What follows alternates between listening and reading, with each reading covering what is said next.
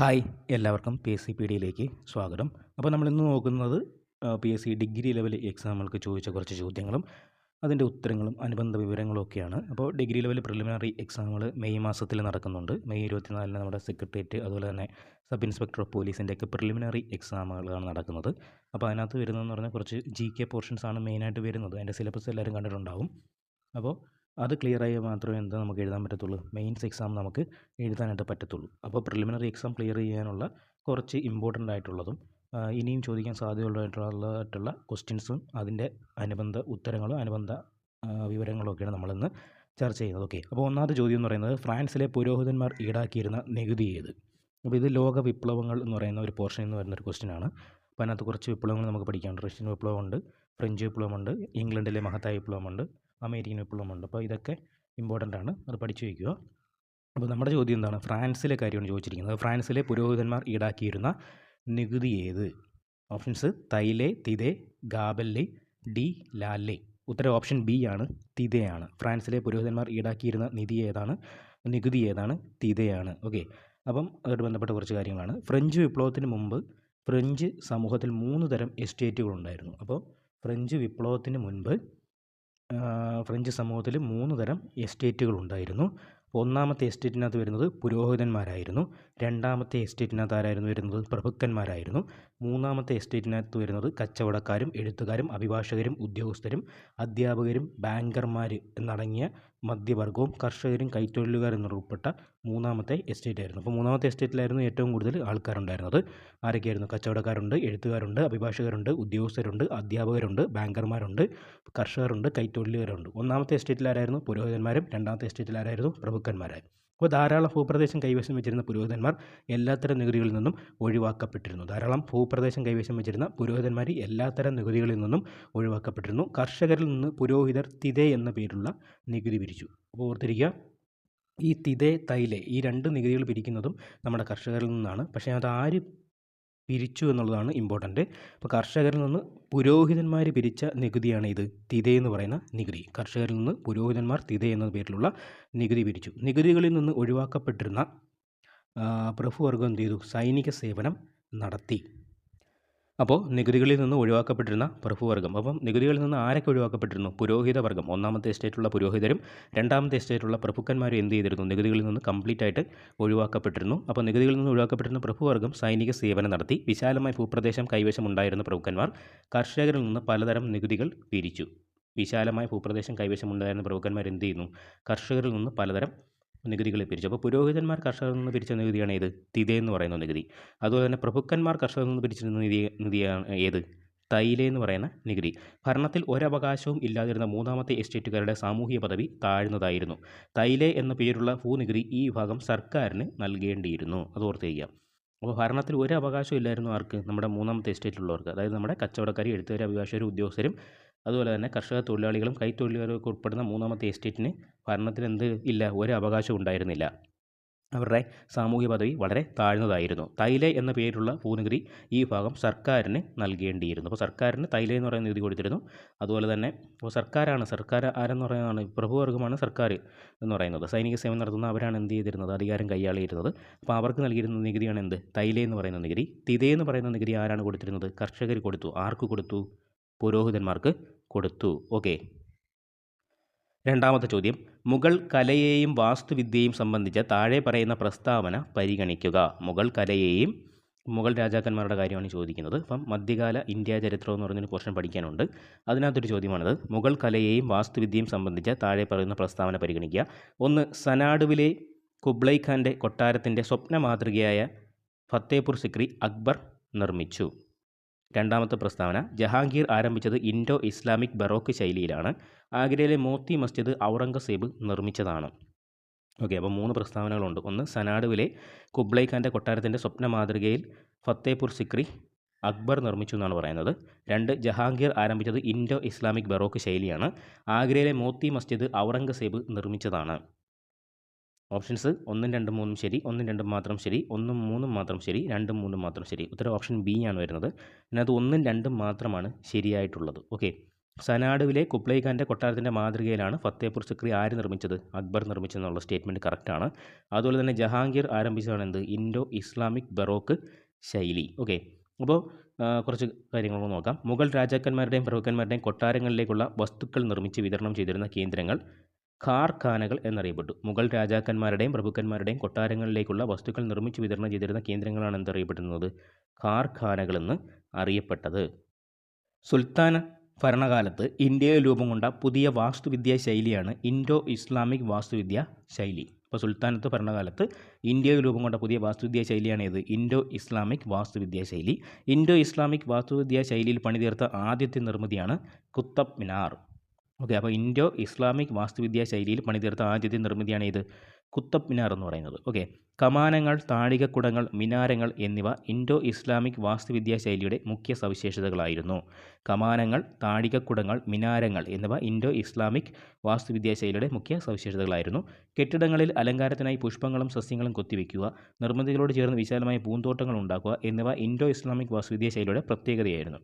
അപ്പോൾ കെട്ടിടങ്ങളിൽ അലങ്കാരത്തിനായിട്ട് പുഷ്പങ്ങളും സസ്യങ്ങളും കൊത്തിവെക്കുക, നിർമ്മിതികളോട് ചേർന്ന് വിശാലമായ പൂന്തോട്ടങ്ങൾ ഉണ്ടാക്കുക എന്നിവ ഇൻഡോ ഇസ്ലാമിക് വാസ്തുവിദ്യാ ശൈലിയുടെ പ്രത്യേകതകളായിരുന്നു.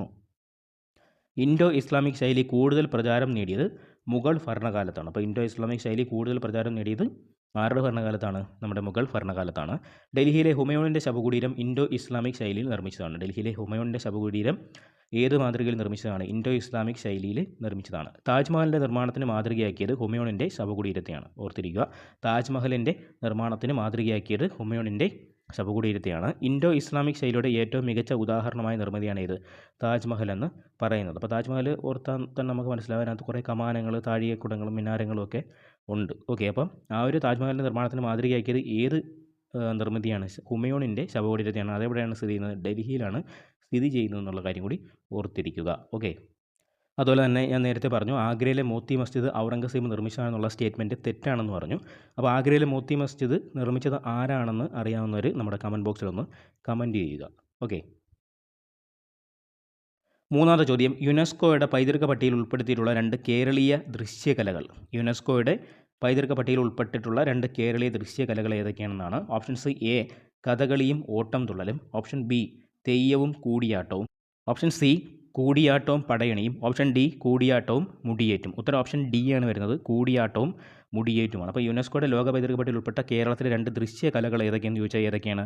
കൂടിയാട്ടവും മുടിയേറ്റുമാണ്. ഓക്കെ, യുനെസ്കോയുടെ അംഗീകാരം ലഭിച്ച ആദ്യത്തെ കേരളീയ കലാരൂപമാണ് ഇത് കൂടിയാട്ടം എന്ന് പറയുന്നത്. അപ്പോൾ 2001 കൂടിയാട്ടത്തെ masterpiece of the intangible heritage of ഹ്യൂമാനിറ്റിയായി യുനെസ്കോ അംഗീകരിക്കുന്നത്. ഓക്കെ, അപ്പോൾ യുനെസ്കോയുടെ അംഗീകാരം ലഭിച്ച ആദ്യത്തെ കേരളീയ കലാരൂപം ചോദിച്ചു കഴിഞ്ഞാൽ അത് ഏതാണ്? കൂടിയാട്ടമാണ്. 2001 കൂടിയാട്ടത്തെ masterpiece of the oral and intangible heritage of ഹ്യൂമാനിറ്റിയായി യുനെസ്കോ അംഗീകരിക്കുന്നത്. അതിനുശേഷം 2001 ആ ഒന്നെടുത്ത് ഇപ്പുറത്തിരുന്നു 2010 എന്ത് ചെയ്യുന്നത്? മുടിയേറ്റിൻ്റെ UNESCO representative list of the intangible cultural heritage of ഹ്യൂമാനിറ്റിയിൽ ഉൾപ്പെടുത്തുന്നത്. അപ്പോൾ കേരളത്തിലെ കോഴിക്കോട് നഗരത്തെ 2024 യുനെസ്കോ സിറ്റി ഓഫ് ലിറ്ററേച്ചറായി പ്രഖ്യാപിക്കുന്നത്. അപ്പം ഓർത്തിരിക്കുക, കേരളത്തിൽ നിന്ന് 2 ദൃശ്യകലകൾ യുനെസ്കോയുടെ പൈതൃക പട്ടികയിൽ ഉൾപ്പെട്ടിട്ടുണ്ട്. ഒന്ന് കൂടിയാട്ടവും രണ്ടാമത്തത് ഏതാണ്? മുടിയേറ്റുമാണ്. അതിൽ കൂടിയാട്ടം 2001 മുടിയേറ്റ് 2010 ഉൾപ്പെടുന്നത്.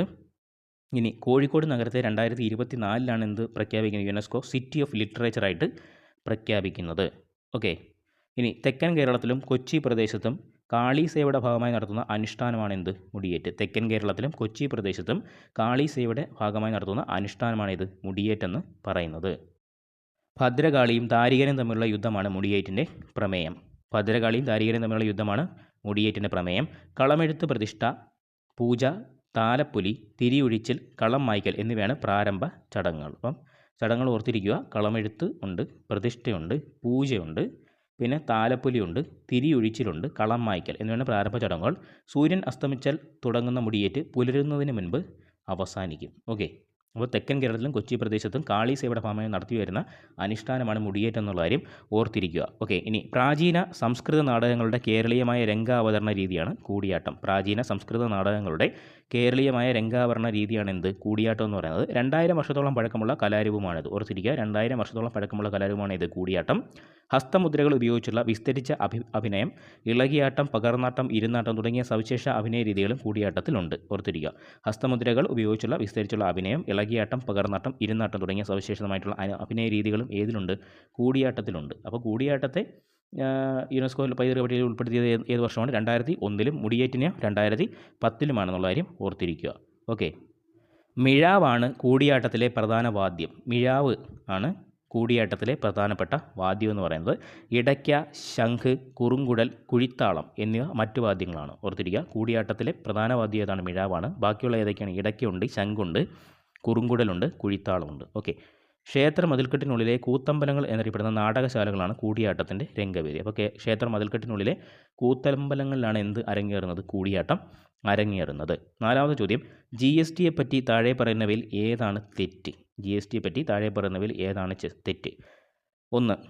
GST കൗൺസിലിൽ എല്ലാ സംസ്ഥാനങ്ങളുടെയും മുഖ്യമന്ത്രിമാരും പ്രധാനമന്ത്രിയും ഉൾപ്പെടുന്നു. 2. പരോക്ഷ നികുതി സംബന്ധിച്ച കെൽക്കർ ടാസ്ക് ഫോഴ്സ് ആദ്യമായി ഇന്ത്യയിൽ രാജ്യവ്യാപകമായ GST എന്ന ആശയം മുന്നോട്ട് വെച്ചു. 3. ഇന്ത്യൻ പ്രധാനമന്ത്രിയാണ് GST കൗൺസിൽ അധ്യക്ഷൻ. ഓപ്ഷൻസ് 1 മാത്രം, 1ഉം 3ഉം മാത്രം, 2 മാത്രം, 1ഉം 2ഉം മാത്രം. ഉത്തരം ഓപ്ഷൻ ബി ആണ് വരുന്നത്. 1ഉം 3ഉം മാത്രമാണ് ഇതിനകത്ത് തെറ്റ്. 1ഉം 3ഉമാണ് തെറ്റ്. 2 മാത്രമാണ് ഇതിനകത്ത് ശരിയായിട്ട് ഉള്ളത്. നിലവിലെ പരോക്ഷ നികുതി സമ്പ്രദായം ലളിതമാക്കാനും ഒരു രാജ്യത്ത് ഒറ്റ നികുതി എന്ന തത്വം നടപ്പാക്കാനുമായി ഇന്ത്യയിൽ നിലവിലുണ്ടായിരുന്ന പരോക്ഷ നികുതികളുടെ നല്ലൊരു വിഭാഗത്തെ ഉൾപ്പെടുത്തി നടപ്പാക്കിയതാണ് എന്ത്? നമ്മുടെ GST എന്ന് പറയുന്നത്. ചരക്ക് സേവന നികുതി. ഓക്കെ. അപ്പോൾ ചരക്ക് സേവന നികുതി GST എന്ന് പറയുന്നത് പരോക്ഷ നികുതിക്ക് എന്താണ്? ഉദാഹരണമാണ്. അപ്പോൾ ഇന്ത്യയിൽ നിലവിലുണ്ടായിരുന്ന പരോക്ഷ നികുതികളെയൊക്കെ ഉൾപ്പെടുത്തിക്കൊണ്ട് അതിന് പകരമായിട്ട് വന്ന നികുതിയാണ് എന്ത്? ഒറ്റ നികുതിയാണ് എന്ത്? ഒരു രാജ്യം ഒറ്റ നികുതിയാണ് എന്ത്? GST എന്ന് പറയുന്നത്. ഇന്ത്യയിലെ ഏകീകൃത പരോക്ഷ നികുതി സമ്പ്രദായമാണ് ചരക്കു സേവന നികുതി, goods and service tax, GST. ഇന്ത്യയിൽ ചരക്കു സേവന നികുതി പ്രാബല്യത്തിൽ വരുന്നത് 2017 ജൂലൈ 1 ഓർത്തിരിക്കുക. GST എന്നാണ് നിലവിൽ വരുന്നത്? 2017 ജൂലൈ 1 ചരക്കു സേവന നികുതി പ്രാബല്യത്തിലാക്കിയത് 101 ഭരണഘടനാ ഭേദഗതി വഴിയാണ്. ചരക്കു സേവന നികുതി പ്രാബല്യത്തിൽ വന്നത് ഏത് ഭരണഘടനാ ഭേദഗതി വഴിയെന്ന് ചോദിച്ചു കഴിഞ്ഞാൽ അത് 101 ഭരണഘടനാ ഭേദഗതിയാണ്. 2016 ആ ഒരു ഭേദഗതി വരുന്നത്. ഓക്കെ. 101 ഭരണഘടനാ ഭേദഗതി എന്തുമായി ബന്ധപ്പെട്ടിരിക്കുന്നു? GST ബില്ലാണ് കേട്ടോ. GSTയുമായി ബന്ധപ്പെട്ടിരിക്കുന്നു.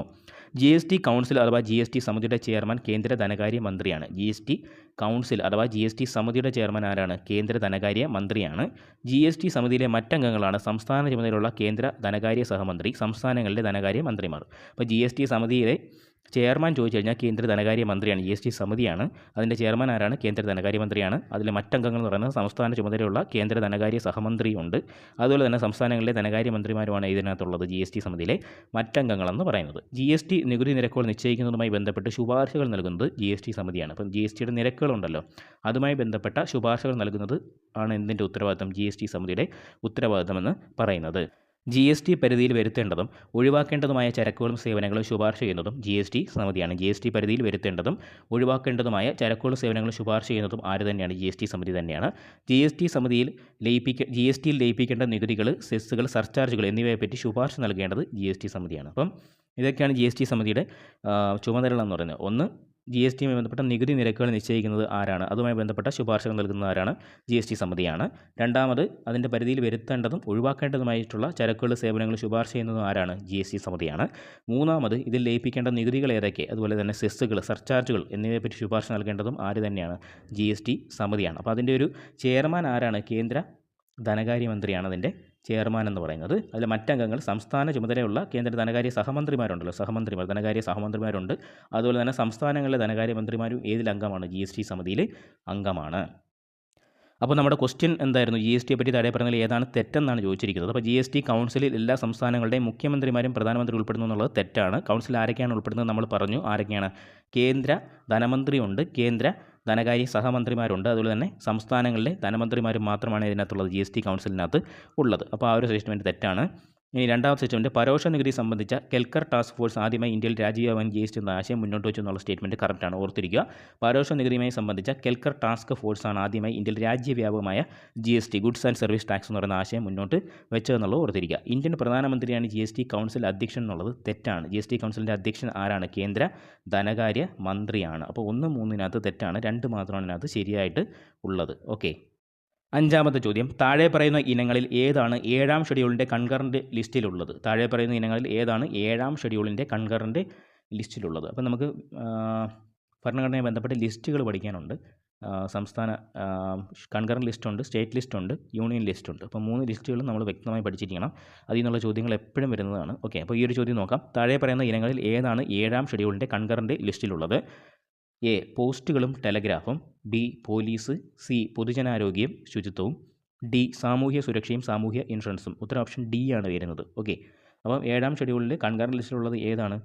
സാമൂഹ്യ സുരക്ഷയും സാമൂഹ്യ ഇൻഷുറൻസും മാത്രമാണ് അതിനകത്ത് വരുന്നത്, ലിസ്റ്റിനകത്ത്, കൺകറൻറ്റ് ലിസ്റ്റിനകത്ത് വരുന്നത്. ഓക്കെ, അപ്പം ഓരോ ലിസ്റ്റിനകത്തും ഏതൊക്കെ വിഷയങ്ങളാണുള്ളതെന്ന് നമ്മൾ കൃത്യമായിട്ട് മനസ്സിലാക്കിയിരിക്കണം. ഓക്കെ, അപ്പം അധികാര വിഭജനവുമായി ബന്ധപ്പെട്ടുള്ള 3 ലിസ്റ്റുകളെ ഉൾക്കൊള്ളുന്നതാണ് ഭരണഘടനയുടെ പട്ടിക ഷെഡ്യൂൾ 7 എന്ന് പറയുന്നത്. ഓക്കെ, അപ്പം അധികാര വിഭജനം സ്റ്റേറ്റിനും യൂണിയനും അതുപോലെ തന്നെ കൺകറൻറ്റ്, സ്റ്റേറ്റിനും യൂണിയനും ഒരേപോലെ അധികാരമുള്ളതുമായിട്ടുള്ള ലിസ്റ്റുകളാണ് ഇത് കൺകറൻറ്റ് ലിസ്റ്റ് എന്ന് പറയുന്നത്. അപ്പോൾ അങ്ങനെ അധികാര വിഭജനവുമായി ബന്ധപ്പെട്ടുള്ള 3 ലിസ്റ്റുകളാണ് നമ്മുടെ ഭരണഘടനയിൽ ഉള്ളത്. പട്ടിക 7 അല്ലെങ്കിൽ ഷെഡ്യൂൾ 7-നകത്താണ് ഇതിനെപ്പറ്റി പ്രതിപാദിച്ചിരിക്കുന്നത്. ഭരണഘടനയുടെ അനുച്ഛേദം 246-ലാണ് പട്ടിക 7 ഉള്ളത്. ഓർത്തിരിക്കുക, ലിസ്റ്റുകളുമായി ബന്ധപ്പെട്ട ഭരണഘടന അനുച്ഛേദം ആർട്ടിക്കിൾ ചോദിച്ചു കഴിഞ്ഞാൽ ഏതാണ്? 246-ആണ്. ഓക്കെ, അപ്പോൾ അധികാര വിഭജനവുമായി ബന്ധപ്പെട്ടുള്ള 3 ലിസ്റ്റുകളാണ് നമ്മുടെ ഭരണഘടനയിൽ ഉള്ളത്. അത് ഷെഡ്യൂൾ 7 അല്ലെങ്കിൽ പട്ടിക 7-നകത്താണ് പറഞ്ഞിരിക്കുന്നത്. അതിനെപ്പറ്റി പ്രതിപാദിക്കുന്ന ആർട്ടിക്കിൾ ചോദിച്ചാൽ ഏതാണ്? 246-ആണ്. Union list, state list, concurrent list എന്നിവയാണ് 3 ലിസ്റ്റുകൾ. Union list, state list, concurrent list എന്നിവയാണ് എന്ത്? 3 ലിസ്റ്റുകളെന്ന് പറയുന്നത്. യൂണിയൻ ലിസ്റ്റ്, സ്റ്റേറ്റ് ലിസ്റ്റുകൾക്ക് ഇന്ത്യൻ ഭരണഘടന കനേഡിയൻ സമ്പ്രദായമാണ് മാതൃകയാക്കിയിരിക്കുന്നത്. അപ്പം യൂണിയൻ ലിസ്റ്റും സ്റ്റേറ്റ് ലിസ്റ്റും ഇന്ത്യ കടമെടുത്തിരിക്കുന്നത് എവിടെ നിന്നാണ് കടമെടുത്തിരിക്കുന്നത് എന്ന് ചോദിച്ചു കഴിഞ്ഞാൽ അത് കാനഡയുടെ ഭരണഘടനയിൽ നിന്നാണ് കടമെടുത്തിരിക്കുന്നത് അല്ലെങ്കിൽ മാതൃക ആക്കിയിരിക്കുന്നത്. കൺകറൻറ്റ് ലിസ്റ്റിൻ്റെ കാര്യത്തിൽ ഓസ്ട്രേലിയൻ ഭരണഘടനാ രീതിയാണ് ഇന്ത്യ ഉൾക്കൊണ്ടിരിക്കുന്നത്. അപ്പം 3 ലിസ്റ്റുണ്ട്, union list, state list, concurrent list. അത് യൂണിയൻ ലിസ്റ്റും സ്റ്റേറ്റ് ലിസ്റ്റും ഇന്ത്യ കടമെടുത്തിരിക്കുന്നത് അല്ലെങ്കിൽ അതിൻ്റെ മാതൃകയാക്കിയിരിക്കുന്നത് ഏതാണ്? കനേഡിയൻ ഭരണഘടനയാണ് മാതൃകയാക്കിയിരിക്കുന്നത്. പക്ഷേ കൺകറൻറ്റ് ലിസ്റ്റ് നമ്മൾ എവിടെയാണ് കടമെടുത്തിരിക്കുന്നത് അല്ലെങ്കിൽ മാതൃകയാക്കിയിരിക്കുന്നത്? ഓസ്ട്രേലിയൻ ഭരണഘടനയിൽ നിന്നാണ് നമ്മളത് മാതൃക ആക്കിയിരിക്കുന്നത്. അതുപോലെ തന്നെ കൺകറൻറ്റ് ലിസ്റ്റിൽ ഉൾപ്പെടുന്ന വിഷയങ്ങളിൽ നിയമമുണ്ടാക്കാൻ പാർലമെൻറ്റിനും സംസ്ഥാന നിയമനിർമ്മാണ സഭകൾക്കും അധികാരമുണ്ട്. കൺകറൻറ്റ് ലിസ്റ്റിൽ ഉൾപ്പെടുന്ന വിഷയങ്ങളിൽ നിയമമുണ്ടാക്കാനായിട്ട് പാർലമെൻറ്റിനും സംസ്ഥാന നിയമനിർമ്മാണ സഭകൾക്കും അധികാരമുണ്ട്. കൺകറൻറ്റ് ലിസ്റ്റിലെ വിഷയങ്ങളിൽ പാർലമെൻറ്റ് നിയമം പാസ്സാക്കാത്ത പക്ഷം സംസ്ഥാനങ്ങൾക്ക് അവയിൽ നിയമം ഉണ്ടാക്കാവുന്നതാണ്. കൺകറൻറ്റ് ലിസ്റ്റിലെ വിഷയങ്ങളിൽ പാർലമെൻറ്റ് നിയമം പാസ്സാക്കാത്ത പക്ഷം സംസ്ഥാനങ്ങൾക്ക് അവയിൽ നിയമം ഉണ്ടാക്കാവുന്നതാണ്. എന്നാൽ ഇതേ വിഷയത്തിൽ പാർലമെൻറ്റ് നിയമം പാസ്സാക്കിയാൽ സംസ്ഥാനങ്ങൾക്കും ആ നിയമം ബാധകമാകും. അപ്പം കൺകറൻറ്റ് ലിസ്റ്റിനകത്ത് കുറേ വിഷയങ്ങളുണ്ട്. അപ്പോൾ ആ വിഷയങ്ങളുമായി ബന്ധപ്പെട്ട് ഇപ്പം നമ്മുടെ കേന്ദ്രത്തിൽ പാർലമെൻറ്റിൽ ഒരു നിയമങ്ങളൊന്നും പാസ്സാക്കിയിട്ടില്ല. അപ്പോൾ നമ്മുടെ സംസ്ഥാനം കേരളം ഇപ്പോൾ അതുമായിട്ട് ബന്ധപ്പെട്ടൊരു നിയമം പാസ്സാക്കി. അപ്പോൾ ആ ഒരു നിയമമാണ് അപ്പം നമ്മുടെ കേരള സംസ്ഥാനത്ത് നിലവിൽ നിൽക്കുന്നത്. അപ്പോൾ അതിന് ശേഷം എന്ത് ചെയ്യുന്നു? പാർലമെൻറ്റ് ഈ ഒരു വിഷയവുമായി ബന്ധപ്പെട്ട് വേറൊരു നിയമം പാസ്സാക്കി. വേറൊരു നിയമം പാസ്സാക്കുന്ന സമയത്ത് കേരളത്തിലെ നിയമം എന്ത് ചെയ്യും? അത് റദ്ദാകും. പകരം നമ്മുടെ പാർലമെൻറ്റിലെ നിയമം മാത്രമേ എന്ത് ചെയ്യുള്ളൂ? അത് ബാധകമാകത്തുള്ളൂ. അത് എല്ലാ സംസ്ഥാനങ്ങൾക്കും ബാധകമാവുകയും ചെയ്യും. അതാണ് പറഞ്ഞത്. ഓക്കെ, കൺകറൻറ്റ് ലിസ്റ്റിലെ വിഷയങ്ങളിൽ പാർലമെൻറ്റ് നിയമം പാസ്സാക്കാത്ത പക്ഷം സംസ്ഥാനങ്ങൾക്ക് അവയിൽ നിയമം ഉണ്ടാക്കാവുന്നതാണ്. എന്നാൽ ഇതേ വിഷയത്തിൽ പാർലമെൻറ്റ് നിയമം പാസ്സാക്കിയാൽ സംസ്ഥാനങ്ങൾക്കും ആ നിയമം ബാധകമാകും. ഓക്കെ, കൺകറൻറ്റ് ലിസ്റ്റിലെ പ്രധാനപ്പെട്ട ഇനങ്ങൾ നമുക്കൊന്ന് നോക്കാം. കൺകറൻറ്റ് ലിസ്റ്റിൽ വരുന്ന പ്രധാനപ്പെട്ടത് ക്രിമിനൽ നിയമം, സംസ്ഥാനങ്ങൾക്കിടയിലെ തടവുകാരുടെ കൈമാറ്റം, വിവാഹമോചനം, ട്രസ്റ്റുകളും, പാപ്പരാകൽ, വിദ്യുച്ഛക്തി, വർത്തമാന പത്രങ്ങൾ, പുസ്തകങ്ങൾ, ഫാക്ടറികൾ, ബോയിലറുകൾ, വില നിയന്ത്രണം, ജനനമരണ രജിസ്ട്രേഷൻ, ധർമ്മസ്ഥാപനങ്ങൾ, വൈദ്യവൃത്തി, നിയമവൃത്തി, വിദ്യാഭ്യാസം, തൊഴിലും തൊഴിലില്ലായ്മയും, തൊഴിലാളി സംഘടനകൾ, മായം ചേർക്കൽ, ആസൂത്രണം, വനങ്ങൾ, വന്യമൃഗ സംരക്ഷണം, കൃഷിഭൂമി ഒഴികെയുള്ള സ്വത്തിൻ്റെ കൈമാറ്റം, ദത്തെടുക്കലും പിന്തുടർച്ചാവകാശവും. ഓക്കെ, അപ്പോൾ കൺകറൻറ്റ് ലിസ്റ്റിൽ വരുന്ന കുറേ കാര്യങ്ങളാണ് നമ്മൾ പറഞ്ഞത്. ഒന്ന്, ക്രിമിനൽ നിയമം കൺകറൻറ്റ് ലിസ്റ്റിലാണ്. അതുപോലെ തന്നെ സംസ്ഥാനങ്ങൾക്കിടയിലെ തടവുകാരുടെ കൈമാറ്റം, വിവാഹമോചനം ഇതിനകത്ത് വരുന്നത് കൺകറൻറ്റ് ലിസ്റ്റിനകത്ത് വരുന്നത്, ട്രസ്റ്റുകളും, പാപ്പരാകൽ, അതുപോലെ തന്നെ വിദ്യുച്ഛക്തി, വർത്തമാന പത്രങ്ങൾ, പുസ്തകങ്ങൾ, ഫാക്ടറികൾ, ബോയിലറുകൾ, വില നിയന്ത്രണം, ജനനമരണ രജിസ്ട്രേഷൻ, ധർമ്മസ്ഥാപനങ്ങൾ, വൈദ്യവൃത്തി, നിയമവൃത്തി, വിദ്യാഭ്യാസം, തൊഴിലും തൊഴിലില്ലായ്മയും, തൊഴിലാളി സംഘടനകൾ. തൊഴിലുമായിട്ട് ബന്ധപ്പെട്ട് 3 ഉണ്ട്. ഏതൊക്കെയാണ്? തൊഴിലില്ലായ്മ, തൊഴിലാളി സംഘടനകളുണ്ട്. മായം ചേർക്കൽ, ആസൂത്രണം, വനങ്ങൾ, വന്യമൃഗ സംരക്ഷണം, കൃഷിഭൂമി ഒഴികെയുള്ള സ്വത്തിൻ്റെ കൈമാറ്റമുണ്ട്. ദത്തെടുക്കലും പിന്തുടർച്ച അവകാശവും. അപ്പോൾ ഇത്രയാണ് കൺകറൻറ്റ് ലിസ്റ്റിനകത്ത് വരുന്നത്. ഓക്കെ, അപ്പോൾ നമ്മളൊരു 5 ഇമ്പോർട്ടൻ്റ് ആയിട്ടുള്ള ചോദ്യങ്ങളും അപ്പോൾ അതിൻ്റെ ഉത്തരങ്ങളും അനുബന്ധ വിവരങ്ങളൊക്കെ നമ്മൾ ഡിസ്കസ് ചെയ്തു. അപ്പോൾ ഈ ഒരു ക്ലാസ് നിങ്ങൾക്ക് എല്ലാവർക്കും ഇഷ്ടപ്പെട്ടു എന്ന് കരുതുന്നു. അപ്പോൾ നിങ്ങളുടെ അഭിപ്രായങ്ങളും നിർദ്ദേശങ്ങളും ഒക്കെ എന്ത് ചെയ്യുക? നമ്മുടെ കമൻറ്റ് ബോക്സിൽ കമൻറ്റ് ചെയ്യുക. അതുപോലെ തന്നെ നിങ്ങൾക്ക് ആവശ്യമുള്ള ക്ലാസ്സുകൾ ഏതൊക്കെയാണെന്നുള്ളത് കമൻറ്റ് ചെയ്യുക. അപ്പോൾ നമ്മൾ എന്ത് ചെയ്യും? അതുമായിട്ട് ബന്ധപ്പെട്ട ക്ലാസ്സുകളായിട്ട് വരുന്നതാണ്. അപ്പോൾ പ്രിലിമിനറി എക്സാം മുൻനിർത്തിയാണ് നമ്മുടെ ക്ലാസ്സുകൾ ഇപ്പോൾ പോകുന്നത്. അതിനുശേഷം നമ്മൾ എന്ത് ചെയ്യും? SI അതുപോലെ തന്നെ സെക്രട്ടറി ടെസ്റ്റിൻ്റെയൊക്കെ സ്പെഷ്യൽ ടോപ്പിക്കിൻ്റെ ക്ലാസ്സുകൾ ഉടനെ വരുന്നതാണ്. അപ്പോൾ ഈ 5 ചോദ്യങ്ങളും അതിൻ്റെ ഉത്തരങ്ങളും അനുബന്ധ വിവരങ്ങളൊക്കെ എല്ലാവർക്കും മനസ്സിലായി എന്ന് വിശ്വസിക്കുന്നു. അപ്പോൾ നിങ്ങളുടെ അഭിപ്രായങ്ങളും നിർദ്ദേശങ്ങളൊക്കെ കമൻറ്റ് ചെയ്യുക. അതുപോലെ തന്നെ ഞാൻ ഒരു ക്വസ്റ്റ്യൻ നേരത്തെ ചോദിച്ചിരുന്നു, ആഗ്രയിലെ മോത്തി മസ്ജിദ് നിർമ്മിച്ചത് ആരാണെന്ന്. അപ്പോൾ അതിൻ്റെ ഉത്തരം അറിയാവുന്നവർ നമ്മുടെ കമൻറ്റ് ബോക്സിലൊന്ന് കമൻറ്റ് ചെയ്യുക. ഓക്കെ, അപ്പോൾ മറ്റൊരു ക്ലാസ്സുമായി വരുന്നവരെ കാണാം. Thank you.